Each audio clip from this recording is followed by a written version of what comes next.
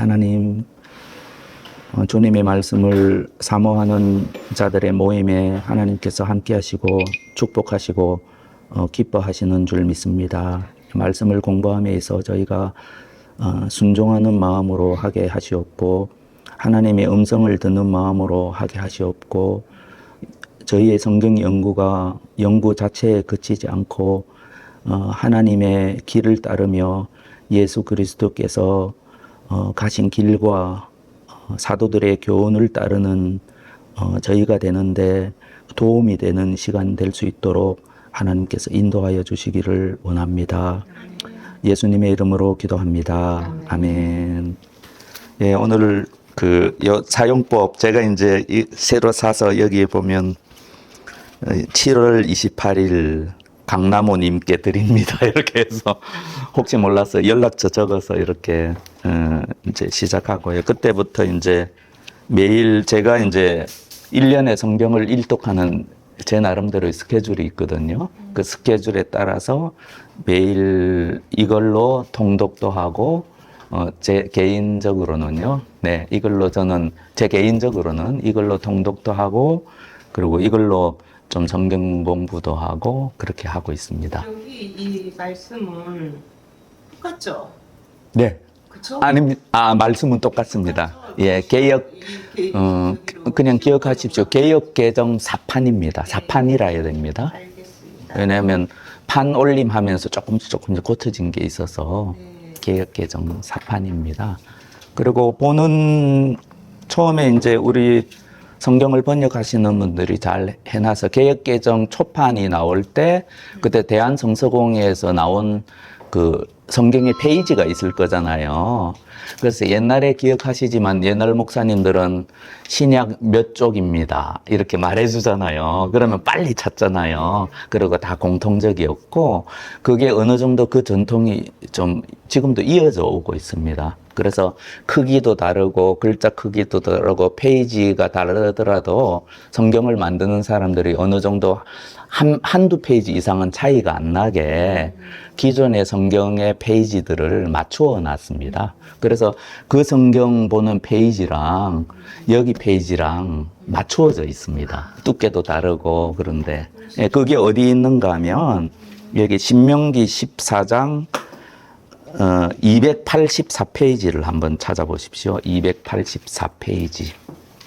284페이지?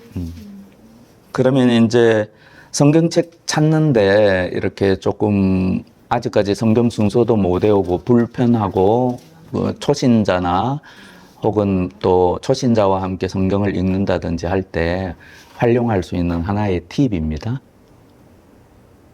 그러니까 284페이지를 찾으면 구약 284입니다. 구약 284페이지를 찾으면 신명기 14장 한 페이지, 두 페이지 이상 차이 안 납니다. 그럼 금방 찾을 수 있죠. 자, 오늘 읽을 보면은 신명기 14장 9절 말씀입니다. 구약 284페이지 하면 딱 이제 서로 성경책이 달라도 예, 다른 성경책을 이 성경책 안 갖고 있어도 통하는 겁니다. 그러면 이 책의 진짜 페이지는 어디에 있느냐 하면 여기 작은 글자로 괄호가 되어 있는 게 이 책의 진짜 페이지입니다. 271. 네, 271이 처음부터 1페이지, 2페이지. 그리고 오른쪽에 굵은 글자로 이렇게 되어 있는 거는 구약 284페이지고 다른 성경책들하고도 대충 제대로 만드는 출판업자라면 맞추어져 있습니다. 네, 그걸 아시면 좋고 그러면 제가 신약 142페이지 요한복음 1장 17절입니다. 신약 142페이지입니다. 요한복음 1장 17절 다 함께 읽겠습니다. 율법은 모세로 말미암아 이렇게 되는 거예요. 네, 그걸 지금 말씀드려요. 그럼 왼쪽에 있는 작은 글자는 뭐겠습니까? 이 책의 신약의 페이지입니다. 191이라는 건. 왜 191이라고 더 많겠습니까? 앞에 설명도 있고 서론도 있고 그리고 앞에 복음서에 대한 설명도 있고 막 그렇거든요. 그러니까 이제 여기 페이지가 많아진 거고 이거는 다른 성경도 페이지가 맞추어져 있는 겁니다. 이거 좋은 팁이죠. 네. 그렇게 해서 지체들 간에 커뮤니케이션 하거나 우리가 성경 공부할 때 요걸 활용을 하도록 하겠습니다. 앞으로 제가 설교할 때도 혹시 필요하면 활용하고 그렇게 하겠습니다. 그래서 어떤 성경을 갖고 있든 그리고 잘 만든 성경은 세 번역도 여기에 맞추어져 있습니다. 네, 그런 걸 기억하시면 좋겠습니다. 자, 그러면 또 드릴 설명이 있습니다. 여기 일단은 이 책을 이제 부교재로 한다고 말씀을 드렸으니까 뭐 발간사, 머릿말, 일러두기 이런 거는 그냥 참고로 하시면 좋고요. 그리고 여기 구약 목록, 신약 목록 있습니다. 요것도 도움이 됩니다. 이게 그 앞에 쭉 구약 목록, 신약 목록 한번 찾아보십시오. 일러두기 다음입니다. 맨 앞에 이제 뭐 발간사 있고 머릿말 있고 일러두기 있고 그다음에 구약 목록, 신약 목록 이렇게 있죠. 여기 보면은 우리가 앞으로 언젠가는 외우셔야 할 성경 순서입니다. 언젠가는 외우면 좋습니다. 왜 외우는 게 필요한가는 다음에 제가 기회가 되면 그 뇌과학적인 이론을 말씀드리도록 하겠습니다. 네.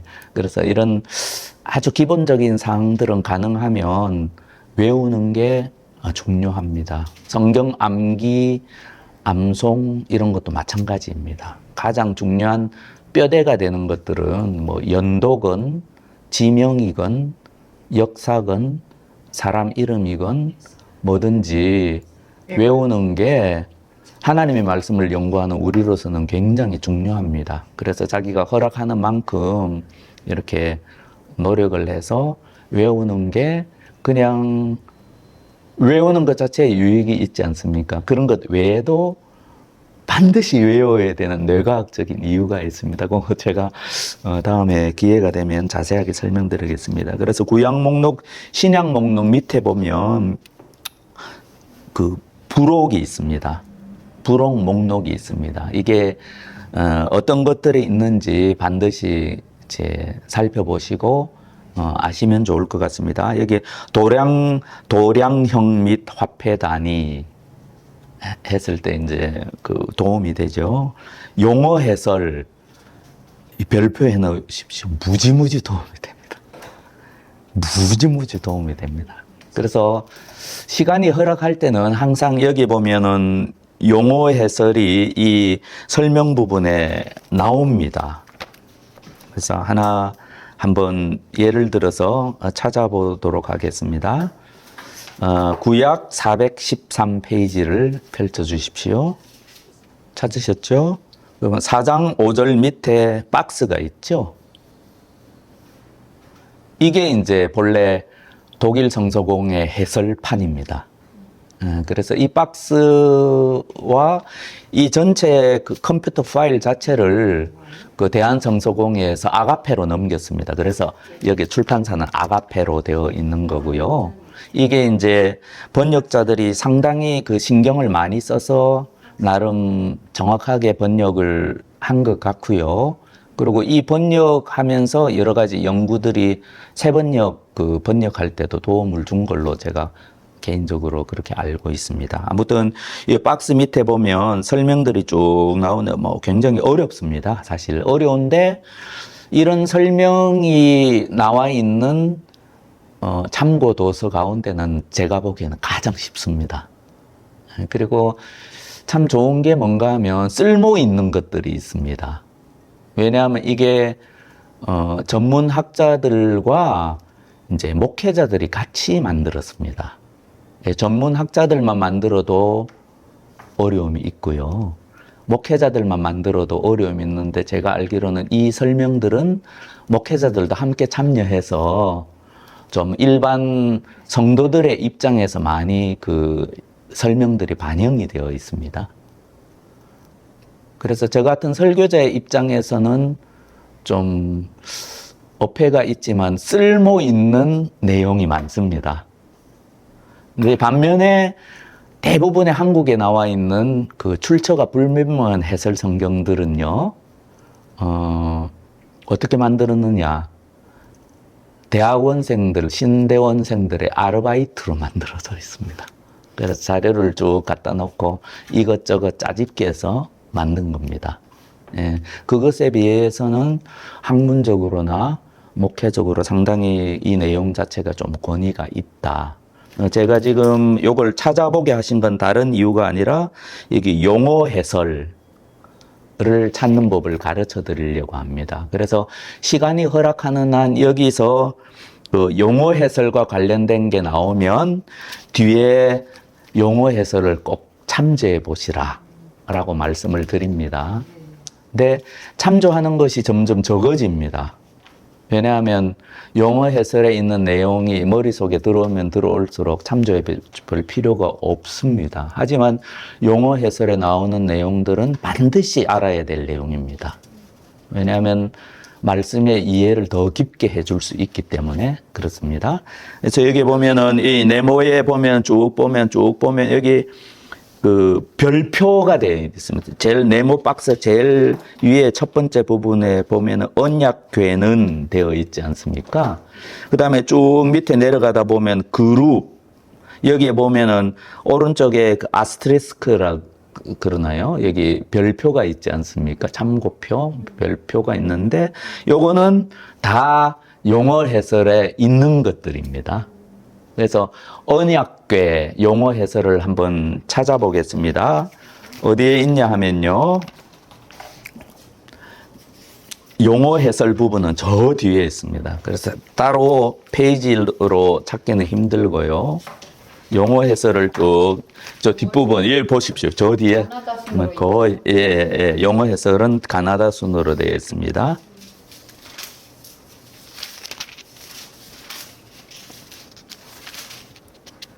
한번 용어 해설 찾으셨어요? 그럼 가나다 순으로 되어 있으니까 언약궤는요. 용어 해설 몇 페이지입니까? 39, 용어 해설의 39페이지에 보면 언약궤 나오고 있지 않습니까? 한번 그냥 이렇게 이왕 찾았으니까 제가 한번 읽겠습니다. 좀 눈으로 따라. 언약궤, 히브리 말로는 상자라고 합니다. 그래서 언약궤, 히브리 말로는 상자라고 합니다. 왕정기 이전에는 이스라엘 지파들의 중앙 성소이자 전쟁 때의 성소였던 것 같아. 이스라엘 사람들은 이 궤를 실로의 중앙 성소에 모셔두었는데 전쟁할 때는 민병대가 모셔가기도 했다. 우리가 성경을 잘 아는 사람들은 이 내용이 대충 어디에 어떤 맥락에서 있는지 아실 거고요. 그걸 지금 요약해서 설명하는 거죠.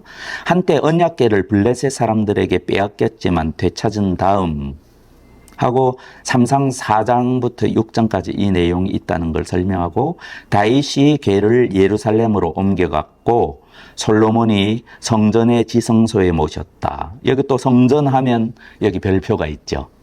이것도 어딘가에 있는 겁니다. 그러니까 언약궤의 어떤 역사를 아주 간단하게 잘 설명하고 있죠. 솔로몬이 성전에 이 궤는 느부갓네살이 예루살렘을 정복했을 때 파괴되었거나 옮겨간 듯하다. 확실치 않은 것은 학문적으로 이렇게 이야기하고 있고요. 궤가 어디에 있는지에 대해서는 알려진 바가 없고 새 궤를 만들지는 않았다. 역사적인 사실을 잘 설명하고 있죠. 이 궤는 눈에 보이시지 않는 하나님이 자기 백성 가운데 계시다는 것을 눈에 드러나게 표현한 것이다. 그 모습에 대해서는 출애굽기에 참조하라. 금으로 된 궤의 덮개를 시은좌, 은혜의 자리라는 뜻이죠. 은혜의 자리, 이렇게 설명이 어디에 있는지 설명들이 있는지라고 부른 것은 옛 그리스 번역본에서 비롯된 것인데 대속죄일에 이 덮개에 거행하는 속죄 예식을 생각나게 한다. 언약궤를 이것보다 더 짧게 쉽게 설명할 수는 없을 것 같아요. 누구라도. 그래서 이것이 도움이 되는 겁니다.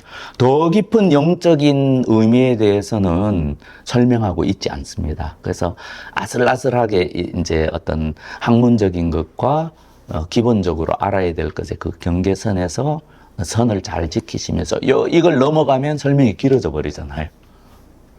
그런 부분이 있어서 이 편집자가 고려해서 평신도들을 배려해서 이렇게 잘 만들어둔 그런 겁니다. 그래서 어떤 식으로 이제 보는지에 대해서 이제 간단하게 그 용어 해설 다시 계속 돌아갈 일이 많죠. 다시 앞에 신약 목록 밑에 부록 그래서 도량형 및 화폐 단위 용어 해설이 있고요. 성경 역사 연대표가 있습니다. 이것도 굉장히 오래 걸리겠지만 가능하면 머릿속에 넣어두면 굉장히 도움이 됩니다.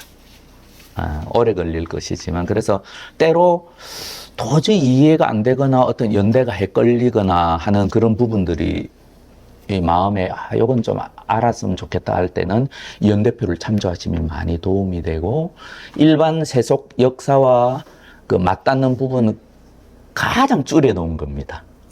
그래서 이 부분 연대표 대략 다윗이 이 사울의 핍박을 받던 시기겠구나 정도 그런 것들 이 전체 그림이 막 헷갈릴 때는 이거 꼭 참조해 보시면 도움이 됩니다. 4장 24절 일단 한번 보십시오. 다른 설명을 일단 먼저 하겠습니다. 여기 보면 이 책의 제목이 관주 해설 성경으로 되어 있지 않습니까? 그러니까 해설 성경이라는 의미는 알겠죠. 해설이 붙어 있으니까. 여기서 굉장히 우리가 성경을 공부할 때 도움이 되는 게 관주입니다. 관주. 관주가 뭔가 하면 어떤 성경 구절이 있으면 그것과 관련된 구절을 모아 놓은 겁니다. 그래서 이 책의 좋은 점은 어떤 건가 하면 이 관주도 어느 정도 권위가 있습니다. 잘 만들어진 겁니다. 관주라는 책이 또 따로 있어요. 네, 관주 성경이라는 성경들이 많이 나와 있습니다. 다 다릅니다. 그 참조한 거에 따라서 다르고, 그리고 학자들이 보는 관주 해설 성경들도 있는데, 그거는 관주가 엄청 많습니다. 근데, 얘는 굉장히 줄여 놓으면서도 진짜 도움이 되는 관주들만 딱 축약해서 되어 있습니다. 그래서 그게 어디 있는가 하면 24절 오른쪽에 보면 고린도 후서 3장 17절, 로마서 12장 1절. 그래서 이걸 찾아보면 아주 가끔이지만 눈이 뻥 뛸 때가 있습니다. 눈이 뻥. 그러니까 우리가 그런 거 있지 않습니까? 우리가 하나님의 말씀 쭉 읽다 보면 딱 어떤 말씀 읽는데 또 다른 말씀이 딱 떠오를 때가 있잖아요. 그러면은 진리와 진리가 연결되고 이쪽은 하나님의 공의와 관련된 말씀인데 이쪽은 하나님의 사랑과 관련된 말씀이고 그런데 이 말씀이 이렇게 연결되는구나 할 때 우리가 진리를 깨닫는 어떤 하나님이 주시는 저는 기쁨이 학문적으로도 기쁜데 야, 하나님의 진리가 이렇구나. 하나님이 이런 생각을 가지고 계시는 거다. 그게 참 기쁘게 하는데, 그거는 이제 우리가 그냥 성경책을 하나님의 말씀으로 알고 읽을 때는 하나님께서 도와주시는 부분이고, 근데 그걸 이제 학자들의 도움으로 우리가 어느 정도 학문적으로 연관이 있는 부분이 딱 이렇게 해두니까 우리가 잘 모르는 부분도 이 부분을 읽다가 어느 때는 오잉? 이게 관련 있는 말씀이라고 하면서 깊이 보다 보면 정말 그런 거예요. 그게 이제 좀 어느 정도 학문적인 권위를 가지고 이렇게 잘 만들어져 있다. 그래서 우리가 이 하나님은 영이시니 예배하는 자가 영과 진리로 예배할지니라를 우리가 성경을 좀 잘 알지 않으면 로마서 12장 1절 말씀과 연관시키기는 쉽지 않거든요.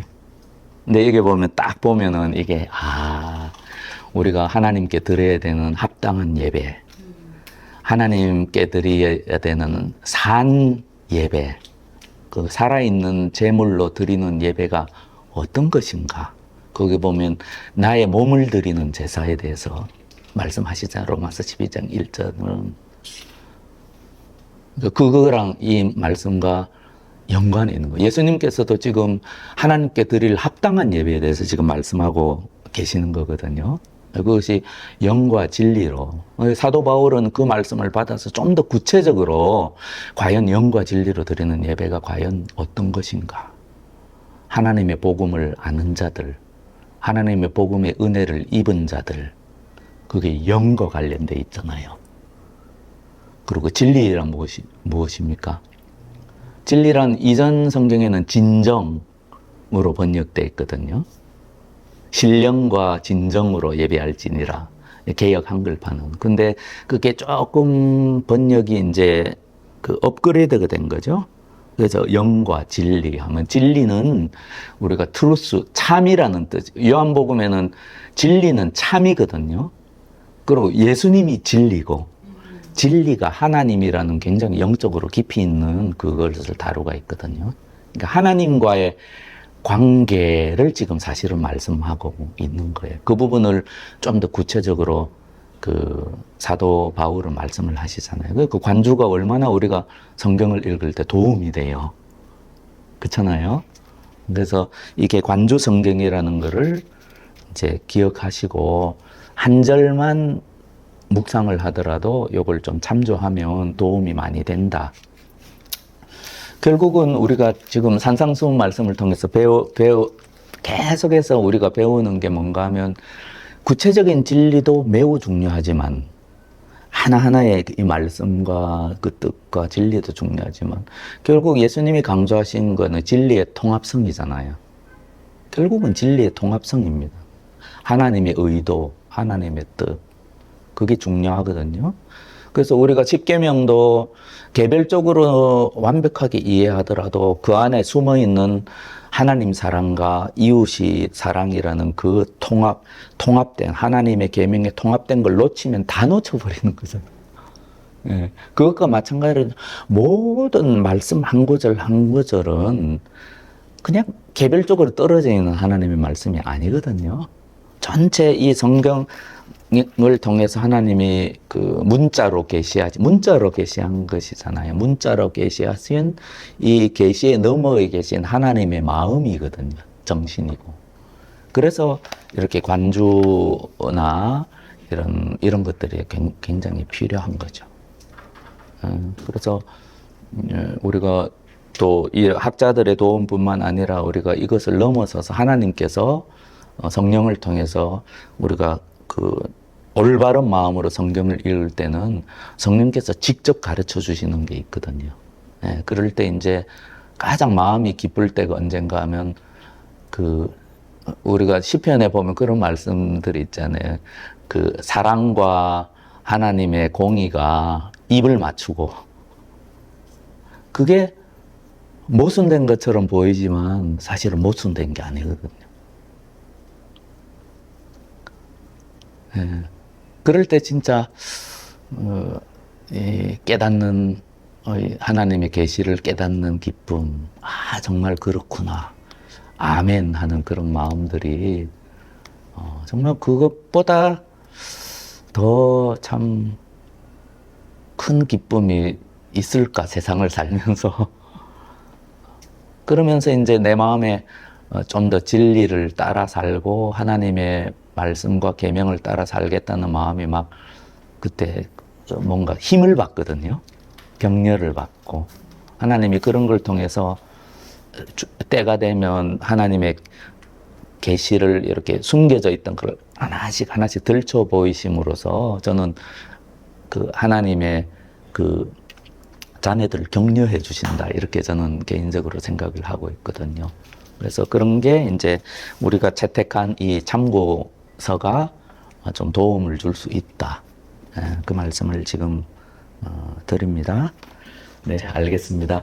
그러면 그 다음번 모임부터 그 마가복음을 시작하도록 하겠습니다.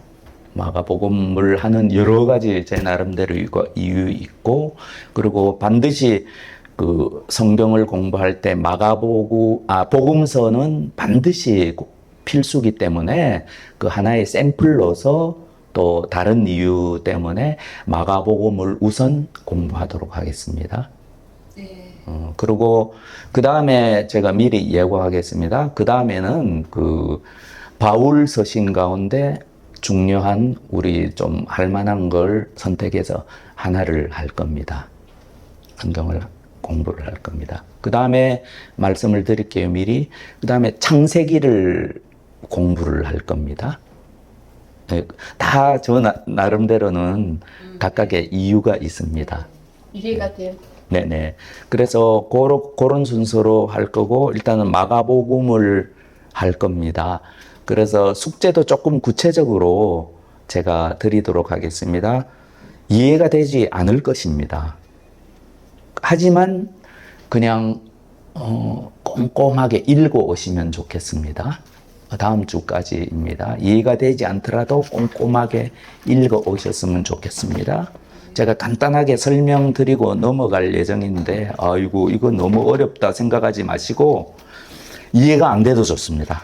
그냥, 그래서 참고서가 좋은 것 같습니다. 선생한테도 참고서가 있으면 도움이 되는 것 같습니다.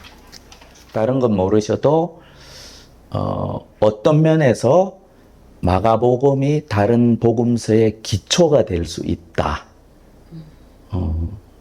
가장 중요하다 그러면 잘못된 거죠. 왜냐하면 모든 복음서가 다 중요하니까. 하지만 기초가 되는 부분이 있다 해서 마가복음부터 딱 한번 앞으로 이제 다른 복음서를 준비하는 기초 과정으로서 필요하다. 그렇게 말씀을 드리고, 지금부터 열심히 좀 이렇게 힘을 내셔서 좀 이렇게 성경 공부에 임해 주시면 감사하겠습니다. 우리 신옥자매님, 대옥자매님도 가정적으로 힘든 상황에서도 가능하면 최선을 다해서 따라오시면 좋겠고요. 혹시 제가 도와드릴 부분에서 개인적으로 얼마든지 도와드릴 마음이 있고, 그러니까 계속해서 질문을 저한테 해주시고, 뭐 카톡방에 올려주시고, 그렇게 해주시면 좋겠습니다. 그럼 제가 기도하고 오늘 마치도록 하겠습니다.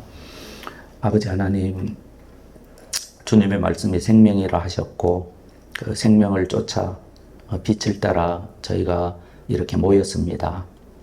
주님, 이 시간이 그때그때 말씀의 은혜와 저에게 필요한 것들을 공급해 주시는 하나님의 도구가 되게 하도록 하나님께서 함께하여 주시옵고, 또한 우리가 평생을 읽음에 있어서 바르게 주님께서 원하시는 방법에 따라서, 또한 예수님과 또 사도들의 교훈에 따라서 그렇게 성경을 읽어 나갈 수 있도록, 그 기초를 튼튼히 쌓는 시간이 될 수 있도록, 그래 저희 개인의 삶에, 그리고 이 공동체에 하나님의 말씀이 풍성하게 거하는 시작이 될 수 있도록 하나님께서 이 시간을 축복하여 주시옵소서. 주님의 말씀을 사랑하고 마음을 가지고 참여한 지체들을 특별히 붙들어 주시고, 사단의 공격을 이겨내는 믿음과 하나님의 도우심과 마음과 심령에 하나님의 말씀의 빛, 계시의 빛을 비추어지는 은혜를 허락해 주시기를 소원합니다. 예수님의 이름으로 기도합니다. 아멘.